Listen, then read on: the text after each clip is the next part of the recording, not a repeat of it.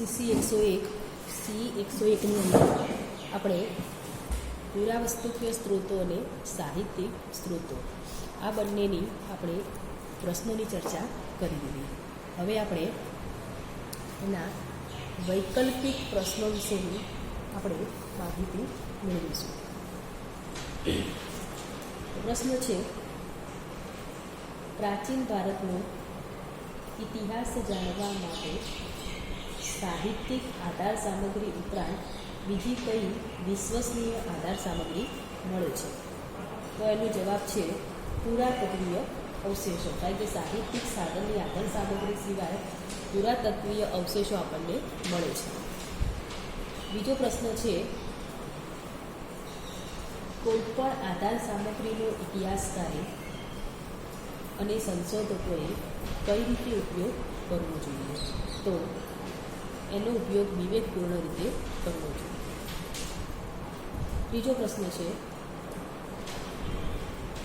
સાહિત્ય સામગ્રીના ઉપયોગમાં ઇતિહાસ લેખકને કે સંશોધકને શંકા ઉત્પન્ન થાય તો તે પોતાની શંકાનું સમાધાન કઈ રીતે કરશે? તો સાહિત્ય સામગ્રીના ઉપયોગમાં ઇતિહાસ લેખક કે સંશોધકને શંકા ઉત્પન્ન થાય તો તે પોતાની શંકાનું સમાધાન અવશેષો અને પ્રવાસ નોંધોનો અભ્યાસ કરીને કરશે. ચોથો પ્રશ્ન છે, વેદોની કુલ સંખ્યા કેટલી છે? જવાબ છે 4. વેદોને બીજા કયા નામે ઓળખવામાં આવે છે? તો સંહિતા. ઉપનિષદો કુલ કેટલા છે? તો 6. ઉપનિષદોમાં મુખ્યત્વે કઈ બાબત નિરૂપાયેલી છે? તો ઉપનિષદોમાં મુખ્યત્વે ઉચ્ચ કક્ષાનું તત્વજ્ઞાન એ નિરૂપાયેલું છે. પુરાણોની સંખ્યા કેટલી છે? તો 18. સામવેદમાં મુખ્યત્વે કઈ બાબતનો ઉલ્લેખ કરવામાં આવેલો છે? જવાબ છે સંગીત અને રાગોની માહિતી. 10મો પ્રશ્ન છે, માનવ ઇતિહાસનો લેખિત સર્વપ્રથમ ગ્રંથ કયો? જવાબ છે ઋગ્વેદ. 11મો પ્રશ્ન છે, ઋગ્વેદમાં મુખ્યત્વે કઈ બાબતો નિરૂપાયેલી છે? તો એનો જવાબ છે ઋગ્વેદમાં મુખ્યત્વે પ્રાકૃતિક તત્વોની ઋચાઓ, મંત્રો અને શ્લોકો રૂપે પ્રાર્થનાઓ આ માહિતી આપેલી છે.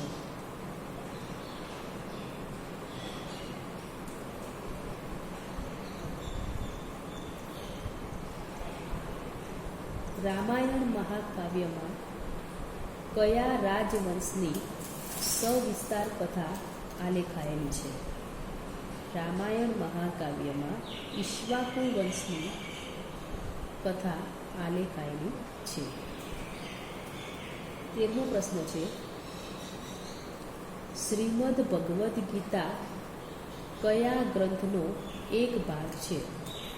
જવાબ છે શ્રીમદ ભગવદ્ ગીતા એ મહાભારતના મહાકાવ્યનો એક ભાગ છે.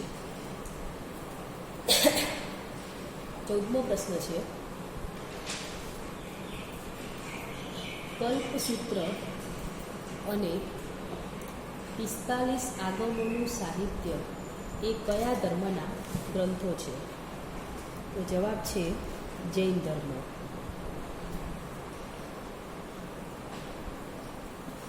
જૈન ધર્મના ગ્રંથો મુખ્યત્વે કઈ ભાષામાં લખાયેલા છે? જૈન ધર્મના ગ્રંથો મુખ્યત્વે અર્ધમાગધી એટલે કે પ્રાકૃત ભાષાની અંદર લખાયેલા છે.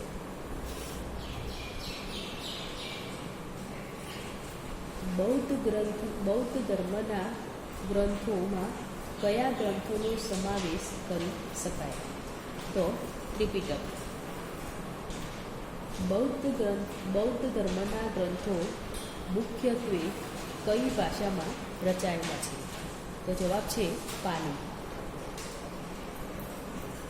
જાતક કથાઓમાં શું નિરૂપાયેલ છે? ભગવાન બુદ્ધના પુનર્જન્મની વાતો. જાતક કથાઓ નામનો જે ગ્રંથ છે એની અંદર શેની માહિતી આપેલી છે? તો એની અંદર ભગવાન બુદ્ધના પૂર્વજન્મની એટલે કે પહેલાંના જન્મની વાતો જાતક કથામાં નિરૂપાયેલી છે.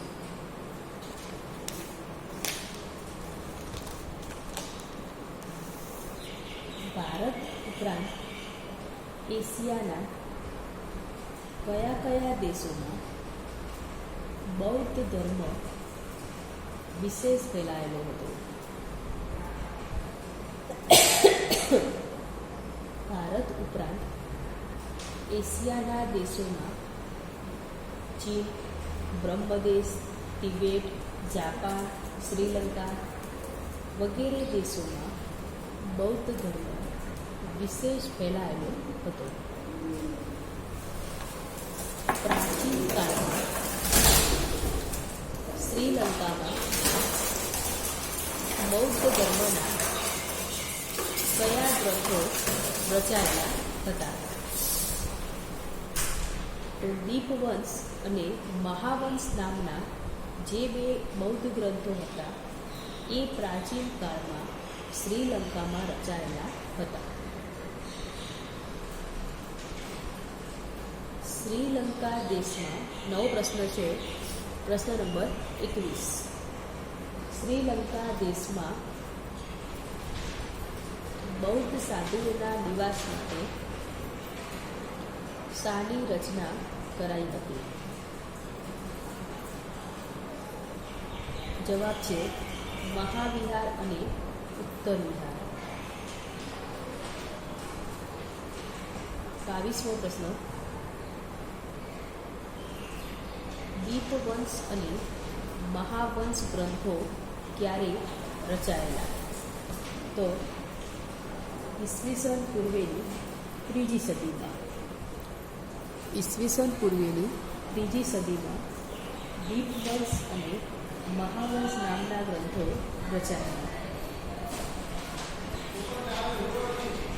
મૌર્ય યુગની સવિસ્તાર માહિતી આપતા બે બૌદ્ધ ગ્રંથો અશોકાવદાન, કૃણાલા વદાન કયા દેશમાં રચાયા હતા?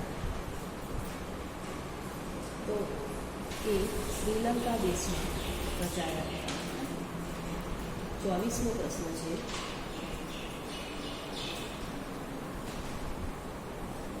કૌટિલ્ય રચિત કયું પુસ્તક મૌર્ય યુગ પૂર્વેની અને મૌર્ય યુગની રાજ્ય વહીવટ, લશ્કરી તંત્ર, ન્યાયતંત્ર, અર્થતંત્ર અને લોકોની સામાજિક સ્થિતિ વિશે વિપુલ અને અધિકૃત માહિતી આપે છે? તો અર્થશાસ્ત્ર ગ્રંથ.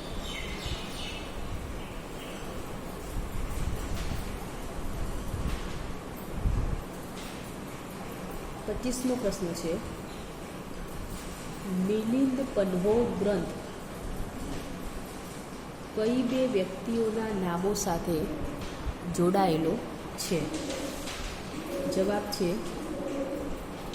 ગ્રીક રાજા મિનેન્ડર અને બૌદ્ધ સાધુ નાગાર્જુન સાથે તે જોડાયેલો છે. 26મો પ્રશ્ન છે. દેવી ચંદ્રગુપ્તમ ગ્રંથ મળી આવતા ભારતના ઇતિહાસ લેખનમાં કયું નવું પ્રકરણ ઉમેરાયું છે?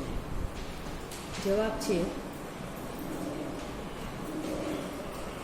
સમુદ્રગુપ્ત અને વિક્રમાદિત્ય વચ્ચેનો 5 વર્ષનો ગાળો અને રામગુપ્ત રાજાની માહિતી અંગે.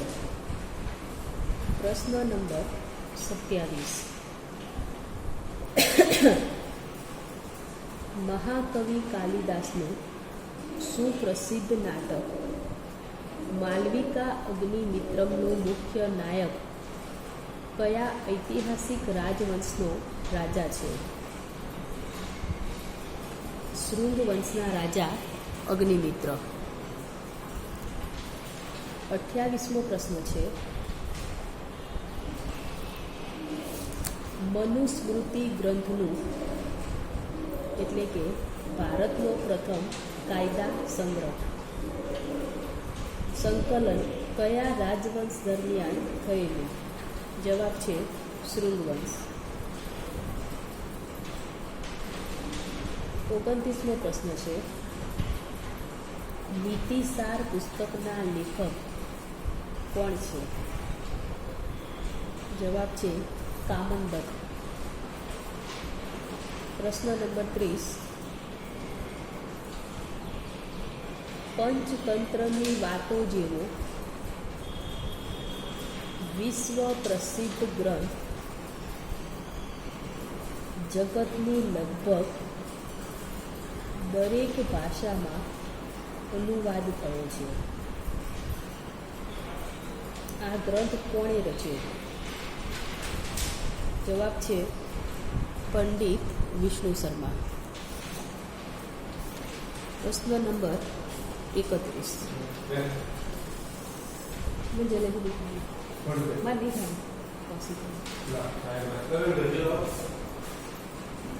મહાકવિ કાલિદાસનો કયો ગ્રંથ વાંચીને જર્મન મહાકવિ ગેટે માથે મૂકીને નાચી ઉઠ્યો હતો? જવાબ છે અભિજ્ઞાન શાકુંતલમ. 32મો પ્રશ્ન છે, કવિ કલ્હણે સર્વપ્રથમ કયો ઐતિહાસિક ગ્રંથ રચ્યો હતો? જવાબ છે રાજતરંગિણી.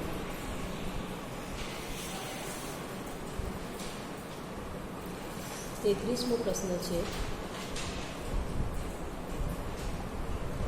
બૌદ્ધ મહાકવિ અશ્વઘોષ કયું પુસ્તક ભગવાન બુદ્ધનું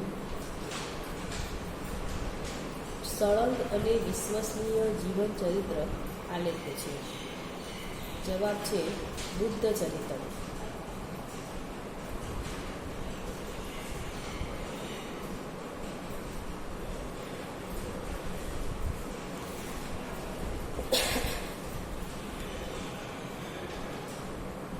34મો પ્રશ્ન છે, ગ્રીક રાજદૂત મેગેસ્થનીસે ચંદ્રગુપ્ત મૌર્ય અને મૌર્ય વંશને લગતી અધિકૃત માહિતી કયા ગ્રંથ એટલે કે પ્રવાસ નોંધમાં આલેખી છે? જવાબ છે ઇન્ડિકા ગ્રંથ. 35મો પ્રશ્ન છે, ભારતની અધિકૃત ભૌગોલિક અને ઐતિહાસિક માહિતી કયા લેખકે આપેલી છે?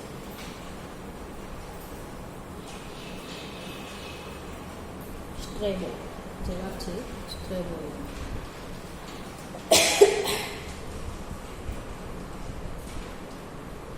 36મો પ્રશ્ન છે, ગુપ્ત સમયમાં કયો ચીની યાત્રાળુ ભારતમાં આવેલો અને તેણે ભારત વિશેની વિસ્તૃત પ્રવાસ નોંધ લખી છે? જવાબ છે ફાહિયાન.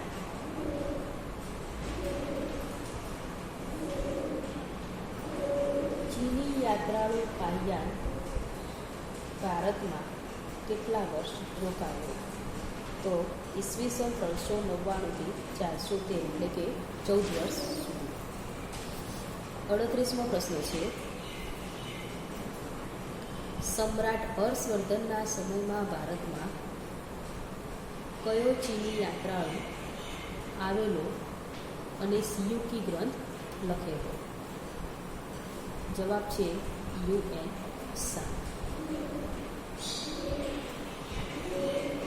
ચીની યાત્રાળુ ઉત્સંગીએ પોતાનો મોટા ભાગનો સમય ક્યાં પસાર કરેલો? જવાબ છે નાલંદા અને વિક્રમશિલા વિદ્યાપીઠમાં ઉત્સંગીએ પોતાનો મોટા ભાગનો સમય પસાર કર્યો. અવશેષીય આધાર સામગ્રીમાં નીચેનામાંથી શેનો સમાવેશ થતો નથી? અવશેષીય આધાર સામગ્રીમાં નીચેનામાંથી વિદ્વાનોના કિંમતી ગ્રંથોનો સમાવેશ થતો નથી. ત્યારબાદ આપણે યુનિટ 2ની અંદર બીજા ટૂંકા પ્રશ્નોની માહિતી મેળવીશું.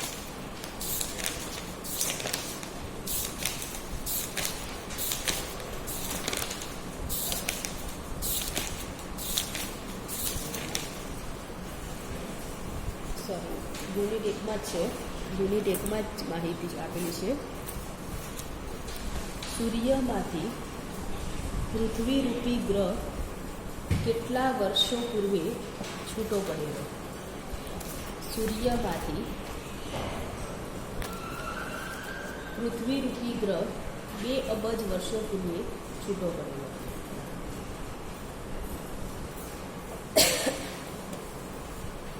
આગળ પ્રશ્ન છે, પૃથ્વીરૂપી ગ્રહ ઉપર અર્ધમાનવ જેવા સ્થળચર પ્રાણીઓ કેટલા વર્ષો પૂર્વે જોવા મળેલા? 3 લાખ વર્ષો પૂર્વે. આગળ પ્રશ્ન છે, પૃથ્વીની સપાટી ઉપર સૌપ્રથમ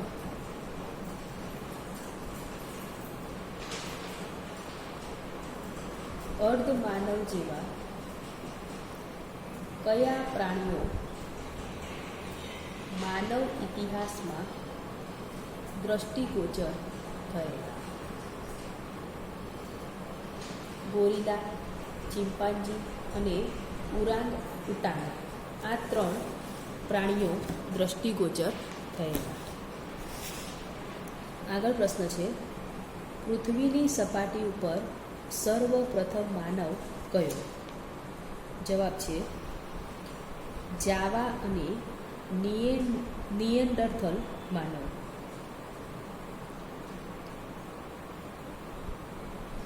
પૃથ્વી પર માનવીનો જે ક્રમિક વિકાસ નોંધાયો છે તેનો ક્રમિક અને આધારભૂત ઇતિહાસ શાના સંશોધન પરથી નક્કી કરાયો છે? તો પૃથ્વી પર માનવીનો જે ક્રમિક વિકાસ નોંધાયો છે તે ક્રમિક અને આધારભૂત ઇતિહાસ એ કાર્બન 14 પદ્ધતિને આધારે નક્કી કરાયો છે. માનવીના જીવન અને રહેણીકરણીને એક પછી એક એમ વારંવાર કોણે ઘડવામાં ફાળો આપ્યો છે? તો માનવીના જીવન અને રહેણીકરણીને એક પછી એક એમ વારંવાર ઘડવામાં ગાંધી યુગે ફાળો આપ્યો છે. માનવ ઇતિહાસના તબક્કાઓનો ઇતિહાસ શાના પરથી જાણી શકાય છે? હથિયારો અને ઓજારોના અવશેષો.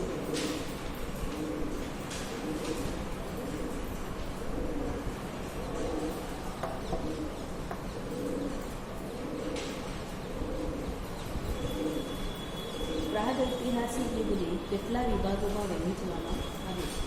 તો જવાબ છે 3 વિભાગમાં. આગળ પ્રશ્ન છે, પ્રાગૈતિહાસિક યુગને કયા વિભાગોમાં વહેંચી શકાય? જૂનો પાષાણ યુગ, નવો પાષાણ યુગ અને ધાતુ યુગ. 10મો પ્રશ્ન છે, માનવ સંસ્કૃતિને ઐતિહાસિક યુગ તરીકે કઈ શોધથી ઓળખવામાં આવે છે? તો માનવ સંસ્કૃતિને લેખન કલાની શોધથી ઐતિહાસિક યુગ તરીકે ઓળખવામાં આવે છે.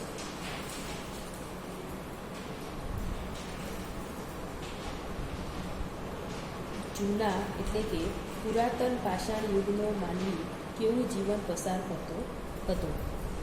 જવાબ છે સાવ પ્રાથમિક દશામાં. 9 પ્રશ્ન છે, પુરાતન પાષાણ યુગનો માનવી ક્યારેક રક્ષણ માટે શું પહેરતો હતો? તો જવાબ છે ઝાડની છાલના વલ્કલ અને ચામડાના વસ્ત્રો. પુરાતન પાષાણ યુગના અંતે માનવીએ મહત્વની કઈ શોધ કરી? પુરાતન પાષાણ યુગના અંતે માનવીએ ચક્રની શોધ કરી, એટલે કે પૈડાની શોધ કરી. પુરાતન પાષાણ યુગમાં માનવીએ કઈ મહત્વની શોધ કરી? પુરાતન પાષાણ યુગમાં માનવીએ અગ્નિની શોધ મહત્વની કરી.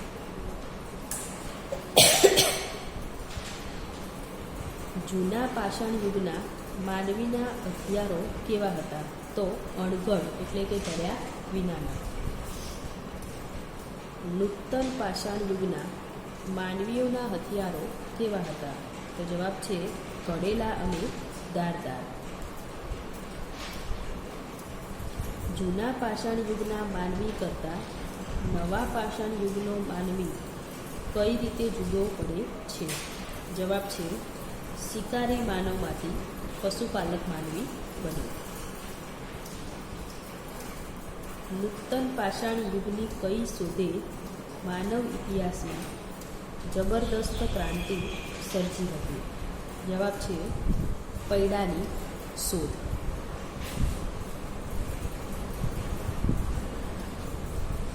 નવો પ્રશ્ન,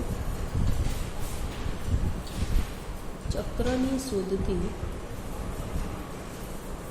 નૂતન પાષાણ યુગના માનવીને સૌથી વધુ શો ફાયદો થયો?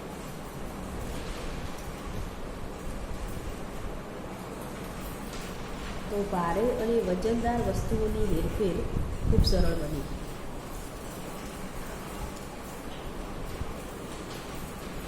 માનવોની એક ટોળીને પાષાણ યુગના માનવીના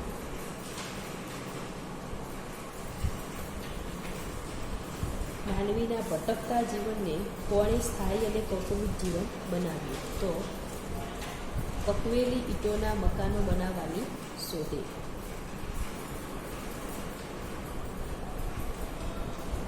માનવોની એક ટોળીનો અન્ય ટોળીઓ સાથેનો સંપર્ક કયા કારણોસર વધ્યો? તો માનવોની એક ટોળીનો અન્ય ટોળીઓ સાથેનો સંપર્ક પૈડાવાળા વાહનો અને ટોળીઓના કારણે વધ્યો.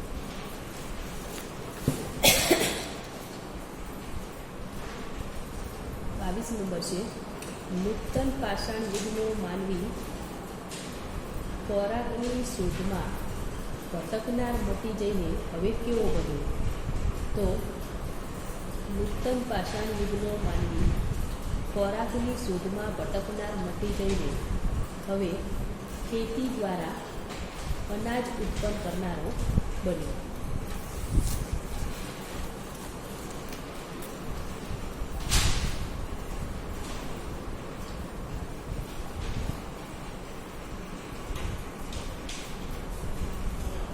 આગળ પ્રશ્ન છે,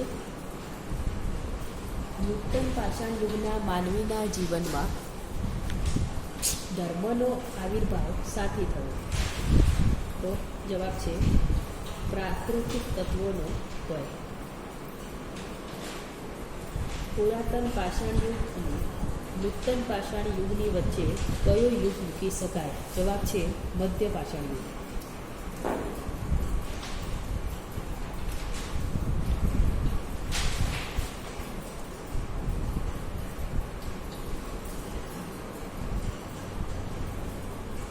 મધ્ય પાષાણ યુગના નાના પાષાણ હથિયારો ક્યાંથી મળી આવ્યા છે?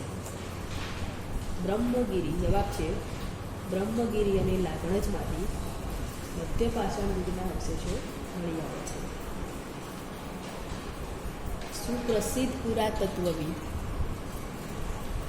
Doctor H.D. સાકળિયાના મતે બ્રહ્મગીરી એટલે કે મૈસૂર અને લાગણજ ગુજરાતમાંથી મળી આવેલા પાષાણના નાના હથિયારો શું સૂચવે છે? તો એ મધ્ય પાષાણ યુગનો અવશેષો સૂચવે છે. નૂતન પાષાણ યુગ પછી કયો યુગ શરૂ થયો? તો ધાતુ યુગ.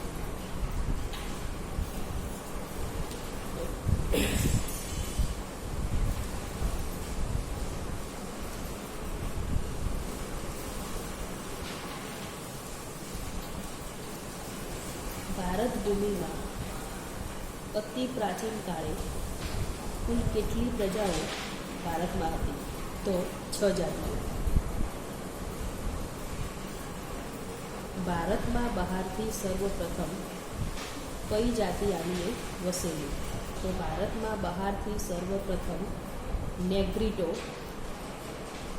અથવા નિગ્રોની જાતિ આવીને વસેલી.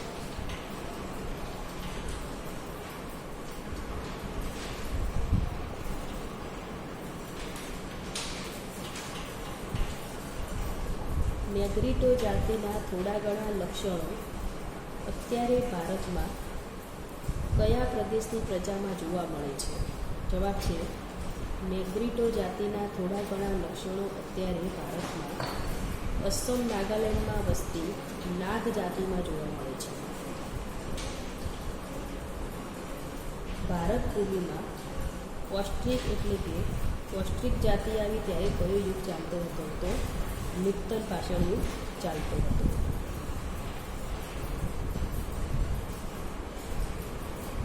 બત્રીસમો પ્રશ્ન છે, ભારતમાં અતિ પ્રાચીન કાળે ચોખાની ખેતીની શરૂઆત કઈ જાતિએ કરેલી? તો કષ્ટિક જાતિએ કરેલી. જંગલી હાથીઓ પાળવા પૂજામાં કંકુનો ઉપયોગ ગણતરીનો એકમ 20ની રજૂઆત કરનાર સર્વપ્રથમ જાતિ કઈ હતી? કષ્ટિક જાતિ. કષ્ટિક જાતિની ભાષાના અવશેષો હાલ ભારતમાં કઈ જાતિની પ્રજામાં નિહાળવા મળે છે? તો મધ્ય હિન્દની કોલમને મુંડા ભાષામાં. કષ્ટિક પ્રજાને આર્યો કયા નામે ઓળખતા હતા? તો નિષાદ. પ્રાચીનતમ સિંધુ ખીણની સંસ્કૃતિના સર્જકો કોણ હતા? જવાબ છે દ્રવિડો. દ્રવિડો મૃતદેહોની અંતિમ સંસ્કાર વિધિ કઈ રીતે કરતા હતા? તો મડદાને દાટીને. દ્રવિડો શાના શોખીન હતા? તો યુદ્ધોના. કંકુ, શ્રીફળ, નાગરવેલના પાન પૂજા વિધિના સામાનની શરૂઆત કઈ પ્રજાએ કઈ સંસ્કૃતિમાં કરેલી? તો દ્રવિડ પ્રજાએ કરેલી. પુરાતત્વવિદોએ વિવિધ સ્થળોએ કરેલા ઉત્ખનનો બાદ માનવ સંસ્કૃતિના કયા 3 નામો આપ્યા છે? તો ક્વેટા સંસ્કૃતિ, આમ્રીનલ, મુંદર અને કુલ્લી સંસ્કૃતિના આપ્યા છે.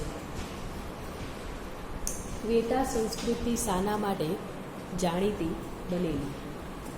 તો ક્વેટા સંસ્કૃતિ માટીના વાસણો પર ભૌમિતિક રેખાઓ માટે જાણીતી બનેલી. મુંદર સંસ્કૃતિ શેના માટે જાણીતી બનેલી? મુંદર સંસ્કૃતિ અનેક ઓરડાઓવાળા મકાનો માટે. હડપ્પા નગરની સંસ્કૃતિ વિશ્વભરમાં શાના માટે પ્રસિદ્ધ છે? જવાબ છે હડપ્પાની સંસ્કૃતિ ખૂંદવાળા બળદ અને નર્તકીની મૂર્તિ માટે. માટીનું પૈડાવાળું ગાડું માટીની મૂર્તિઓની લિંગ પૂજા એ કોનો વારસો છે? તો એ દ્રવિડોનો વારસો છે.